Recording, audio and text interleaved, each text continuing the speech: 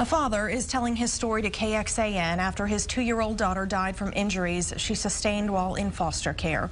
2-year-old Alexandria Hill was pronounced dead on Wednesday, 2 days after police picked her up from a home in Rockdale. Police say when they arrived, the girl had severe head injuries and she wasn't breathing. On Thursday, Cheryl Small, this woman, Hill's foster mother, was arrested and charged with murder. Police say Small admitted to them that she threw the girl to the ground. Hill's father, who had not had custody of his daughter since late November, had this reaction. I was blown away to find out she was laying in a coma. That's not what you expect, especially when your child's in state custody for safety.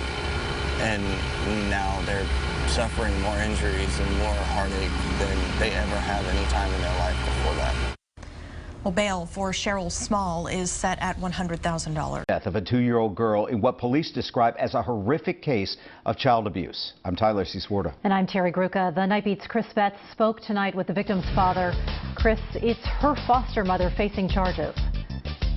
That's right, Terry, and we do want to give fair warning. Some of the images in this story may be difficult to see.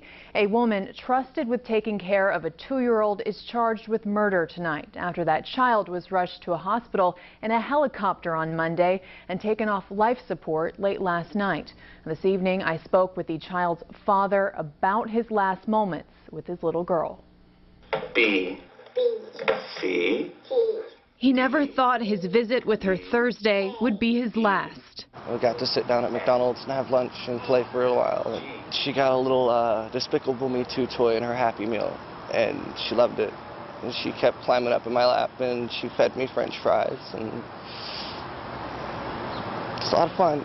On Monday night, Joshua Hill's daughter, Alexandria, or Alex as they like to call her, was rushed to a hospital with severe head injuries and immediately placed on life support. I can't even describe it. Alex was living with foster parents after CPS removed her from her parents' home last November for neglectful supervision. Hill admits they were smoking pot when their daughter was asleep.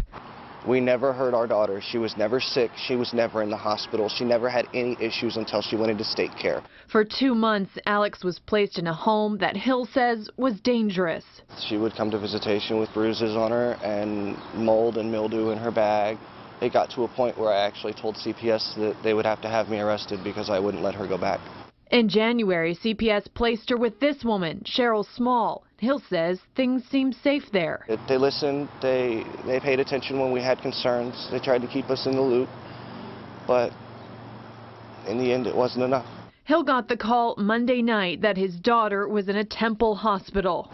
They wouldn't tell me what condition she was in or what was wrong or what had happened, anything. The only thing they would tell me is I needed to be there.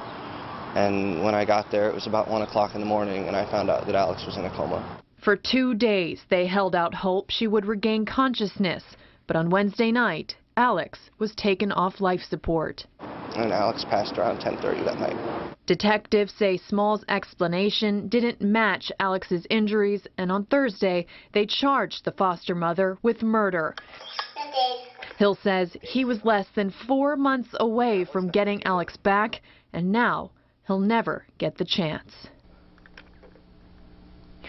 After police were called to Alex's foster home in Rockdale Monday, CPS removed another child in the home.